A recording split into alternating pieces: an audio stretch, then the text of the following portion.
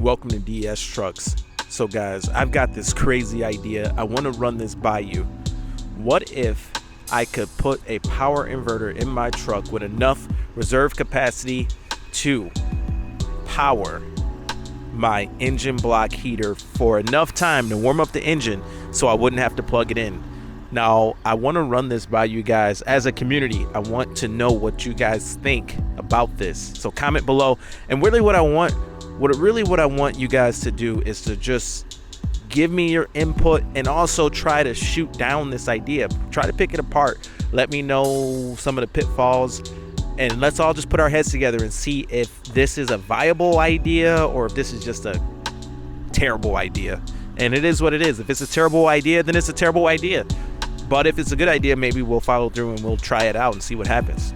So, what am I thinking? So here you have your outlet, whatever, your input, whatever you want to call it, but it's your engine block warmer. You take off this little cover and you plug it in overnight, whatever, and it warms up your engine so your startup isn't cold. And these diesels, they don't like the cold necessarily when they start up. The problem that I have with doing that is it's not fun to go and plug it up. That's the main issue. I haven't noticed that it's burning so much energy and it's raising the electric bill and all. I haven't noticed anything like that, but it's just to remember to plug it up and to remember to unplug it, and it's an extra step that it's not necessarily something that I want to be doing. I do it. One time I slipped on some ice plugging it in and fell underneath my plow. It sucked. And then if I park on the street and I had to run the extension cord across the sidewalk, and it was just, I'm not enjoying 100% plugging it in. I love when it's plugged in and it doesn't have to warm up as much and all that, but that's kind of what I'm thinking. But I think the idea of just using your onboard dual battery system is terrible. It would just drain and potentially have a not start situation, so that's not good. But getting this power inverter, I've already kind of figured where I want to put it. I'm thinking of putting it here in the back. I believe this unlocks. Sometimes it doesn't unlock for some reason. But what I'm thinking about doing with the power inverter is putting it back here on this rear seat, and I've actually got this built right tech plate, whatever, hooked up to the rear of the seat, and I'm thinking about mounting the power inverter to the rear of the seat here, or not. I don't know. That's kind of what I'm thinking. I'll probably try it out and see how it fits and how it works. One of the things I was thinking is that power inverter is going to stick out a little bit, and then there might not be enough leg room back here, but it might be all right. Another issue with that is, what if people are getting in with wet feet and they're getting on an inverter, and then there's an issue there? So there's things that I got to think about where to put this inverter. But what if I had a little toolbox or something here, because I do have an 8-foot bed. So even with the plow or even with the salt spreader on the truck and all that, there is room here in the bed of the truck still.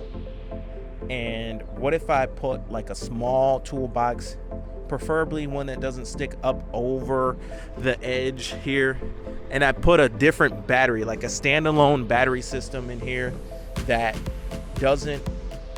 isolated from the whole truck, and you could get a pretty decent sized battery back here. I mean, you could put like a big RV battery or whatever back here, and I'm curious to how much reserve capacity I could get to where I could just hit an upfitter switch and then power up that system, and then even use maybe a timer so that you only really need, like, I think 3 hours or so with the engine block heater running.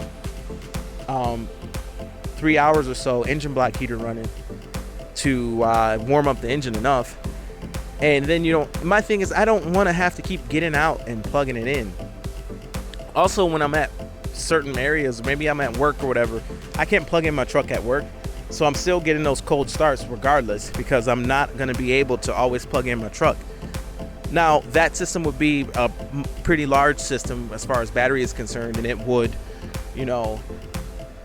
also have the benefit of having these power points available. I think one of the downsides would be charging up that system. So if you're draining out this battery, how do you charge it back up? So is it tied into the truck's charging system?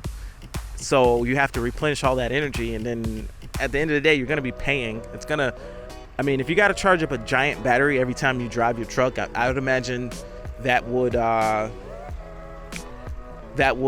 have a tax in fuel, because your alternator is going to be working harder. But I don't know, I don't know if you could just charge it up with trickle charging from the trailer system. You know how if you hook up a dump trailer, it charges the battery on board slowly or whatever. I don't know if that would be enough, or maybe I get a solar charger. A solar charger is going to be pretty much in the sun all day long, trickle charging this battery. Maybe, 1 or 2 solar chargers, maybe one for a trailer, or maybe an actual solar panel on top of that toolbox could keep that battery charged, so that you have power regardless of the situation. You have a separate power system. Or, this battery could be pretty large, and say you lose power at the house, maybe that battery is big enough to keep your refrigerator going for a while. I don't know. But, just a thought that I had. Tell me what you think about that. My name is Sean. This is DS Trucks. This is our 2020 F450. It's in the iconic silver. We've done some mods to the truck so far. We've done a snowplow install, salt spreader install. Videos on that are on the channel. We've done the extended running board mod, where I actually took off the running boards that came on the truck, and I bought these from Ford. They are extended. It lets you step up here, and it lets you see in the truck. A couple videos are done on that. Pretty interesting install. If you have the extended running boards, you might have noticed that they actually delete this bracket here right by the door. I've actually reinstalled that bracket. What else have we done to the truck? We have, like you just saw earlier, the Built Right mod to the rear seat. We have the Built Right installed here, up here on the dash. The video on that, pretty much that video will give you how to remove this upper panel here, which is not a bad thing to know. How to remove that upper panel. Good information to know. We've done another mod. We've done a very simple, easy, cheap, probably the easiest mod and cheapest mod you'll ever do to a F-Series truck, and this works on all F-Series trucks. We figured out how to get file organizers to stay in place in the truck. Pretty interesting. So video out on that, how to get the file organizers to stay in place. But anyway, guys, this is DS Trucks. My name is Sean. Thank you for watching. See you in the next one. Over and out.